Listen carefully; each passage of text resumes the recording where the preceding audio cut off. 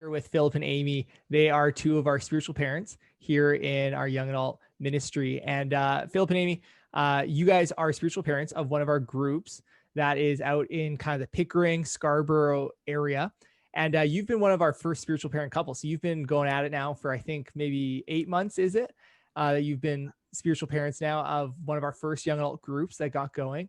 And basically, we wanted to have a conversation today to hear about kind of your guys' experience as spiritual parents, some of your heart behind it. And we hope that this conversation would be really helpful to anyone who themselves is a spiritual parent, or even some of our group leaders, if you're wanting to learn more about what spiritual parenting can look like and what that relationship can be.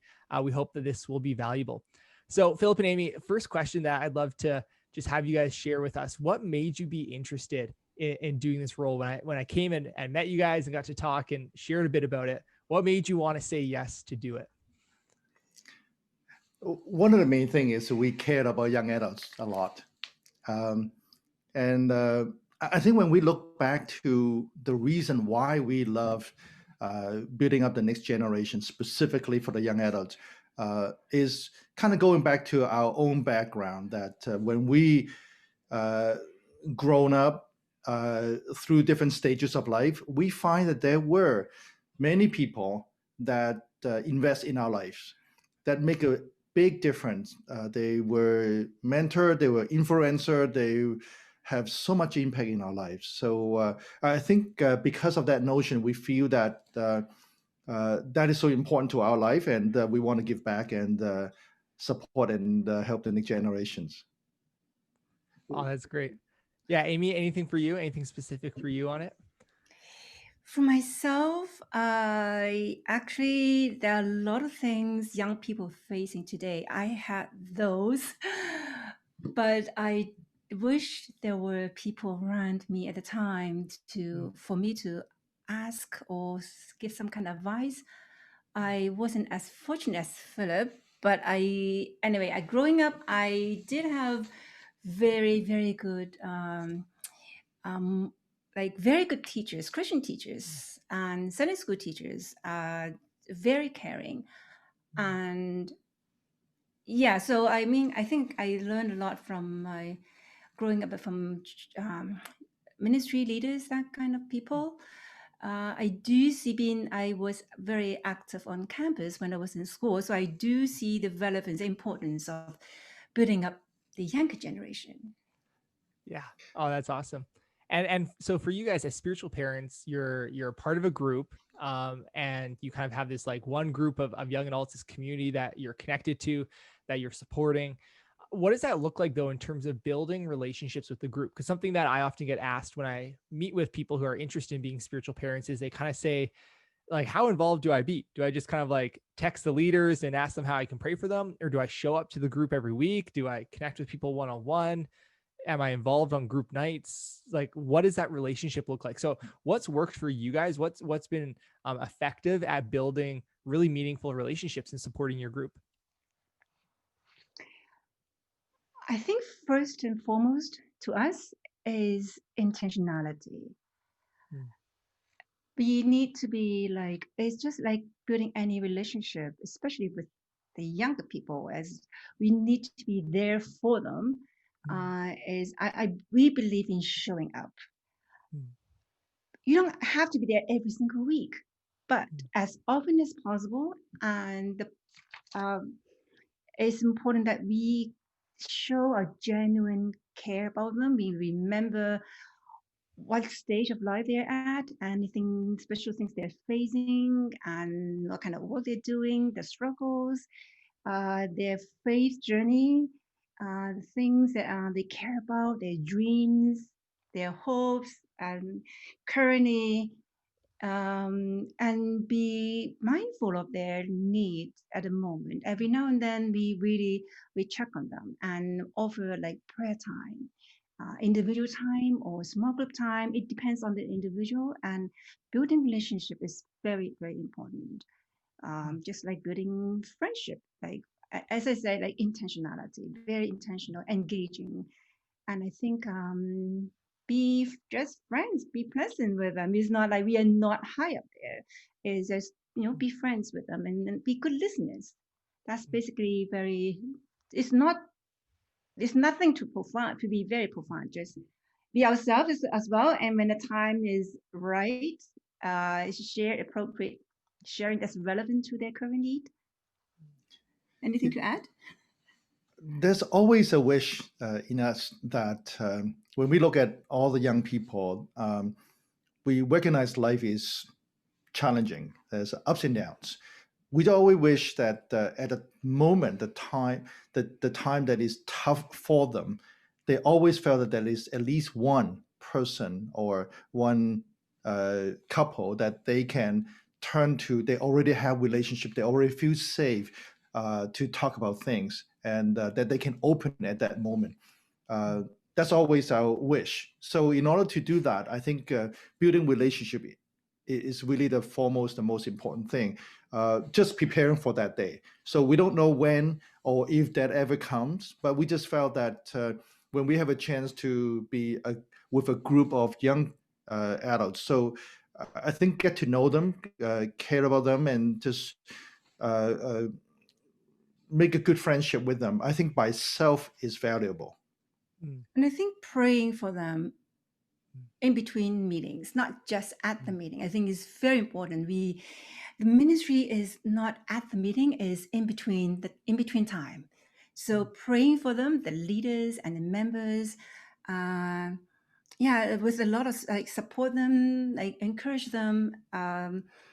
Those things are very like important in between times, so that we can hear them out when there's one-on-one time with them. I say be generous with our time, and just not to think too much of like, oh, are we stepping into their territory? If we are genuine, they can feel it, right? You just have to be good listeners and feel their need and emotions and be available when they need us.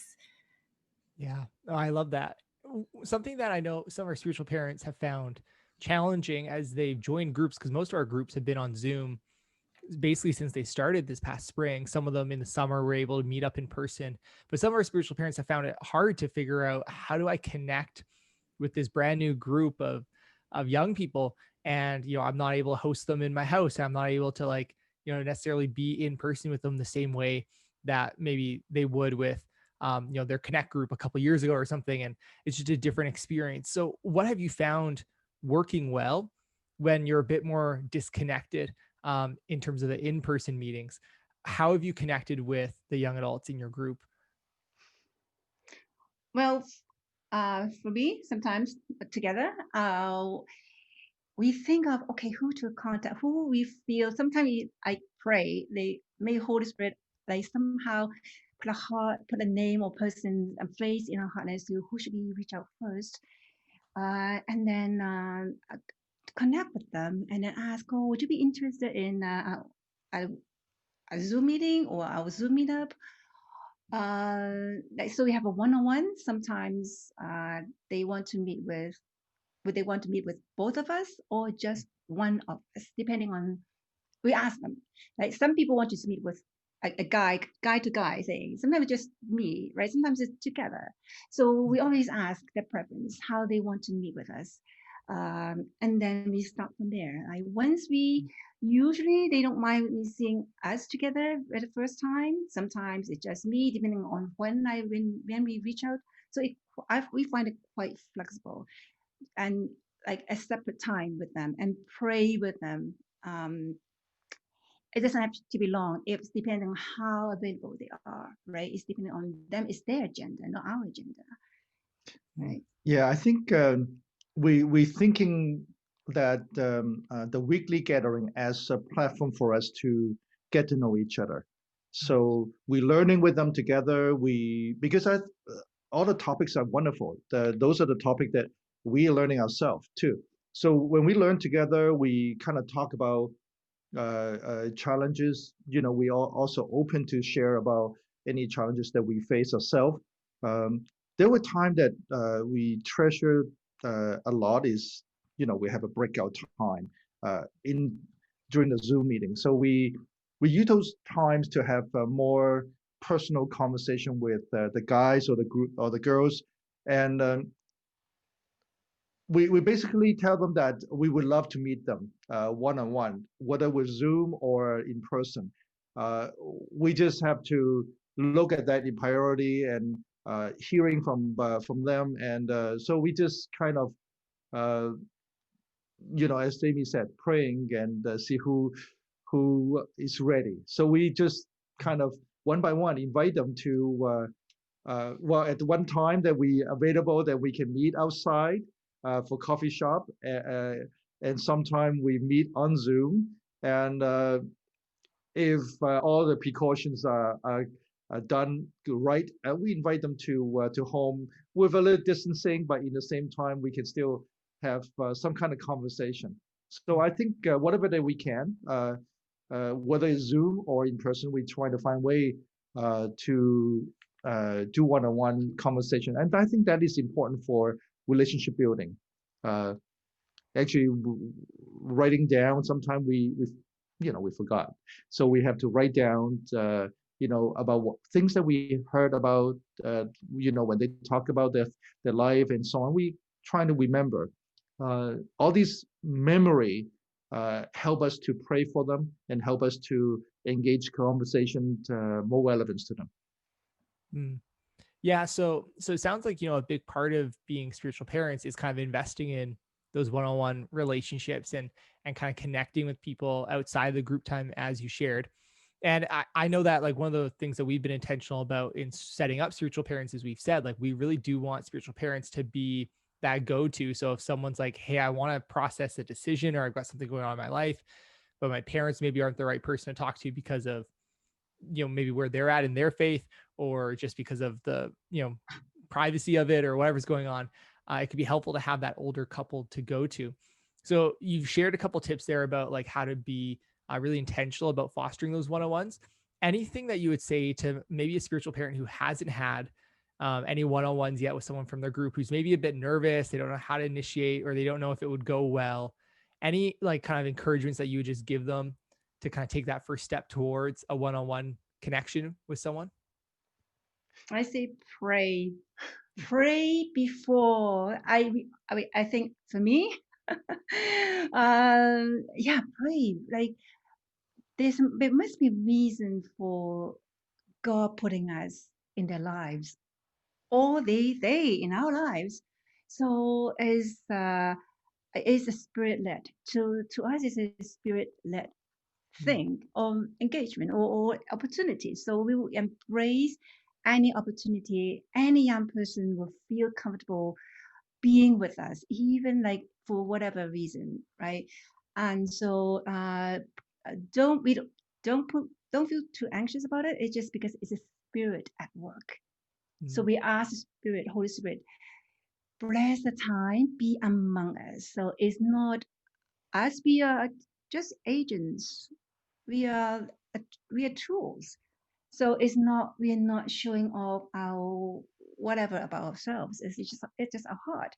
So just relax and let the Spirit work through us or in us, right? And also pray the Spirit to work in the other person's, the young person's heart, so that we can form meaningful, have a good time. At the end of the day, is the young people feeling God at work in their lives. We are only instruments. I think there are potentially some pressure in us. I like the fact that we are not calling all the couples as a mentor, but rather as a spiritual parents. I think, if we were parents for these people, we learn to love them and we care for them. We just have a conversation. And being a mentor or teacher, you have a pressure that you're knowledgeable, you are there to teach them, you are there to give them the right answer.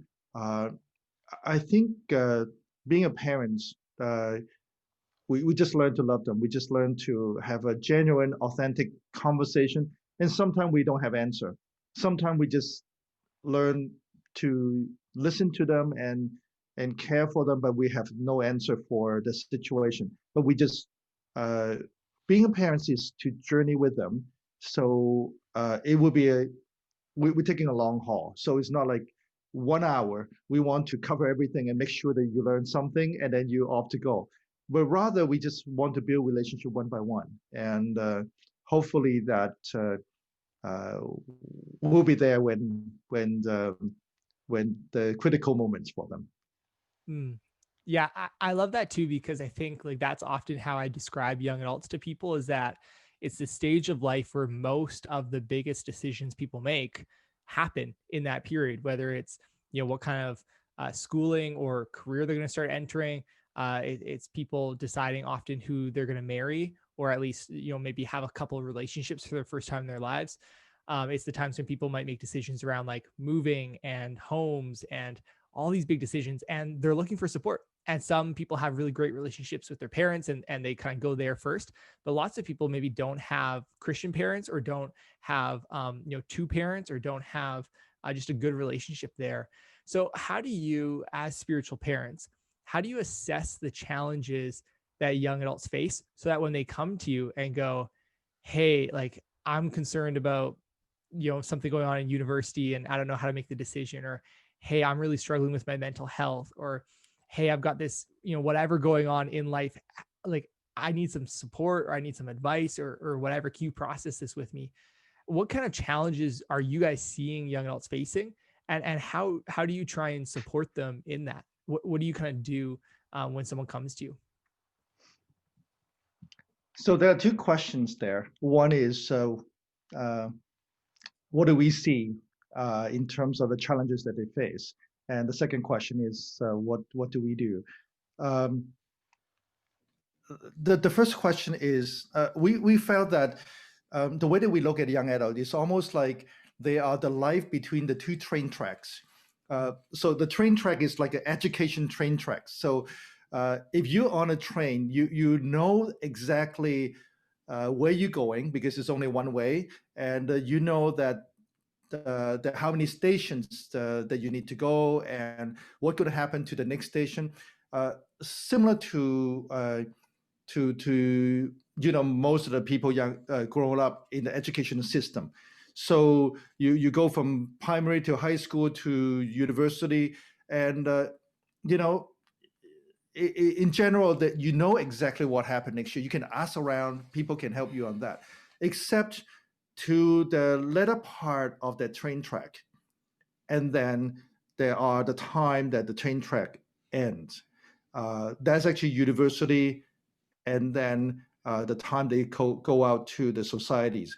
Uh, always imagine that you've been like that for life, and all of a sudden the train is ending. You hit downtown Union Station. So all of a sudden there is no more train track, there's no more station, and you're on your own, and everybody go different way. So in that situation, it's a confusion, and you really have to know what you're doing. Otherwise, it's difficult. Uh, I find that is some of the challenge that we face in church support system, because in general we have really great support for children, for youth, and for university. Church has good support, and in some of them, and also university, you have campus ministry to support them. But when the time that university finished, everything ends, and they become part of the adult group. But in church, a lot of time the adult ministry is more focused on couples and other part of life. But the young generation is the missing link. What we learned from different statistics, particularly the one in the recent year, that Canadian young adults, the maturity delayed by 5 to 7 years, just to compare to the previous generations. So imagine if people who has that maturity and capability to choose career, life, and so on at the age of 22, that capacity, it could potentially now in 27 or 29.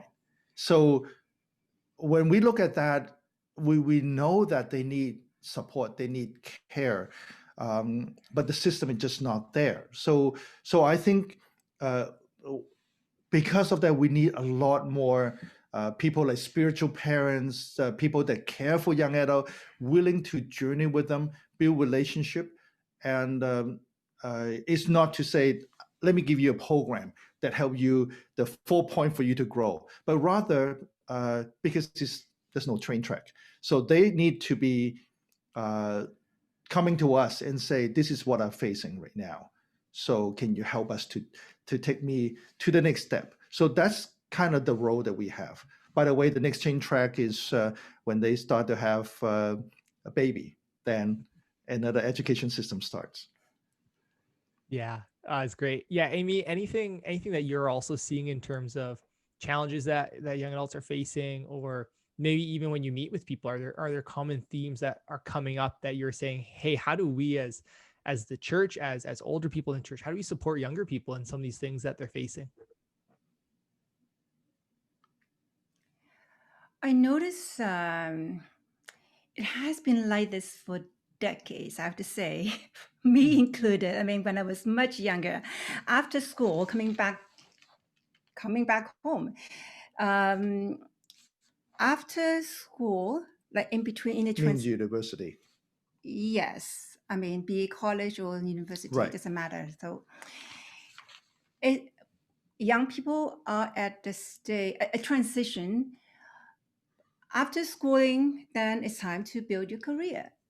Or it's a relationship thing. You know, it's natural that they engage or they're looking for relationships, or like financially, like now all of a sudden there are student loans, or trying to be independent, or they have to start like think a lot of things in their mind. They coming back to live with their parents again is a new different. uh, I mean, like being away, having been away for quite a few years, so going back to home is different culture. To the young person, is quite a big adjustment for two generations.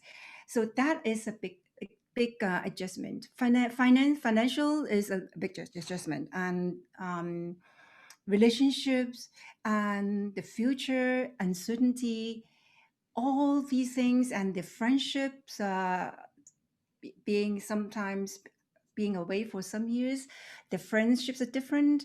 So it's a lot of things in their heads struggling, and their parents may not understand.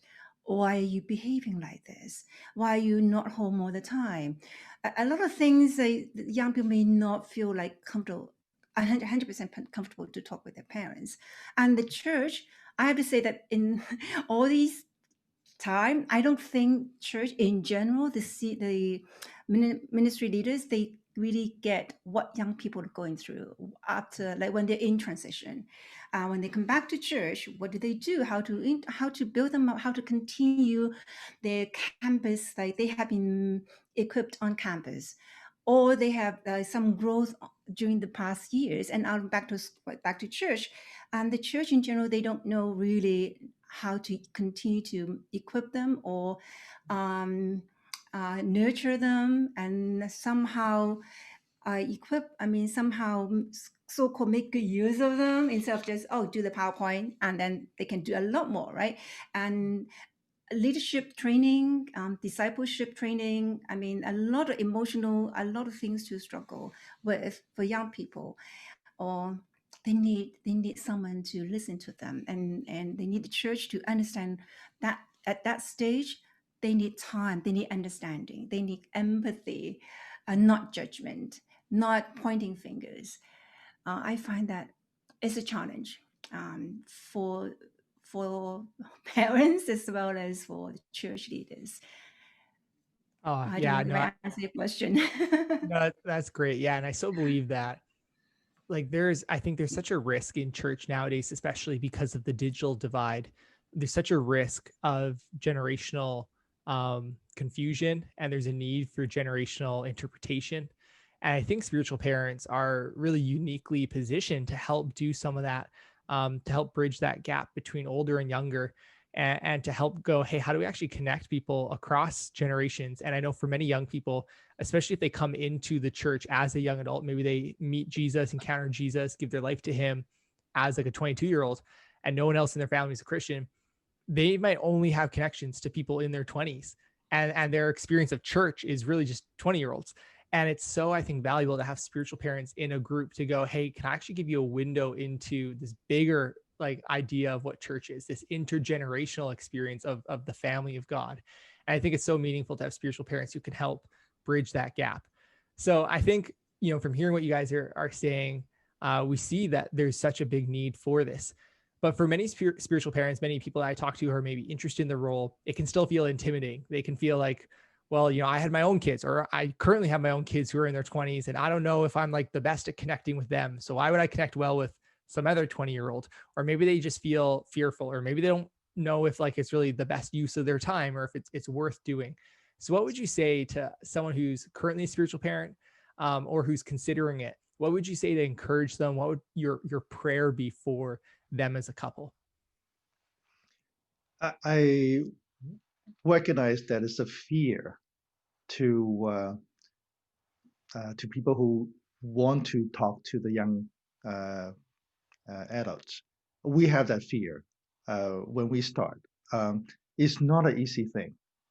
Um, it was so many years later we recognize that that is also the same fear that is on the young adult side, because the young adults actually looking forward to talk to someone, talk to people with wisdom, with experience.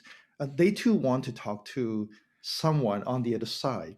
I think that is the big gap in between the young adult and the adult that cares. Um, so I would, number one, I would say that the spiritual parents, the whole opportunity system and the environment are perfect to bridge that to the gap of the two sides of the fear. Um, Number two, I would say this is actually how we started. Long time ago, we were talking to a lot of young people, but one of them tell us one thing. Is I said, who are the Sunday school teacher that you remember the most in all these years? The person is in church for life, and he mentioned a person, and I said, really, that person it's very different from what I would imagine, because she was not young, and she doesn't give me a feeling that she hang out with the young adult all the time, playing ball and all of those. But the answer from the young person said, I remember her a lot because she cared. I think for young adult, what they're really looking for is not somebody who has the most knowledge, somebody who has the high authoritative answer. I think the most important thing is someone that care. I think that is something that we can all do. I would just encourage other people consider to be the spiritual parents to know one thing is for the fear that you have, they have the same fear. So we equal. Cancel it out. Number two is all they're looking for is somebody to care for them. Anyone can do that. So I think that is an encouragement to me. That's how we started. I so agree that those three words were so inspiring to us because she cared. And it stays with me all these years just because she cared. And to this young fellow, I mean, it doesn't matter how old that person is. I mean, all he could remember is that because she cared. So not to be afraid, is if we truly love these young people, I mean, God has a reason for somehow equipping us through our life experience. We have a little bit more experience, and it could be come in handy to be an encouragement. It's not a performance. Being a spiritual parent is not a performance. So relax and be genuine and be pleasant, be happy, just enjoy the time. And it's not a performance. So don't be afraid. Just be ourselves. I think be authentic. Being authentic is very important, and be there for them. Be cheerful and just relax. And yeah, I mean, over time, as the relationship grow, and when you show up long enough, I mean, when you show up frequently enough, that's why I say we believe in showing up. Just show up frequently enough, and they say, "Oh, these people care enough to be here with us," right? And offer your prayer with them, and then that's just, yeah, natural. It will not let it grow naturally. So, Yeah. in other words, is let the Spirit work through us together. Exactly, exactly. I have to emphasize that this is not. It's not a performance. It's God. We are just tools. We have to keep asking, remembering this. Ask God to bless us, to cleanse us, to use us. At the end of the day, it's God's glory. It's not ours, right? So it's not. We're not performing. We are not showing off whatever. Yeah. Yeah. And I think it's so what you guys said, like, yeah, it's about showing up. It's about being available. Like that's the word that comes to mind for me is like in Janae's in my life, we often, built relationships with people who are just available. So it's like the people who are just like around. And when we had something happen, we knew, hey, that spiritual parent couple, someone who I can go to, or like my youth leader who like for 4 years has been leading, small group discussion for me as a youth kid. And I've never really had a deeper conversation, but all of a sudden something's come up and I want to have a deeper conversation. And I know who to go to because he's been available. And multiple years of him probably sitting there being like, man, these kids don't care. And then all of a sudden that it really, really mattered. And it made a huge difference. And I know for me as a young adult myself, older couples, older individuals in the church who have invested in my life are some of the, just most fond relationships I have. And they're so meaningful. And they just make my experience of the church so much more powerful. So thank you guys for your investment. And thank you to all of our spiritual parents listening to this for just the way that you love and serve our young people, because it makes a huge difference. And I hope that God even uses it to bless and touch you guys. So thank you, Philip and Amy, and thanks everyone listening. Thank you, You're Josh. welcome. Thank you, everyone.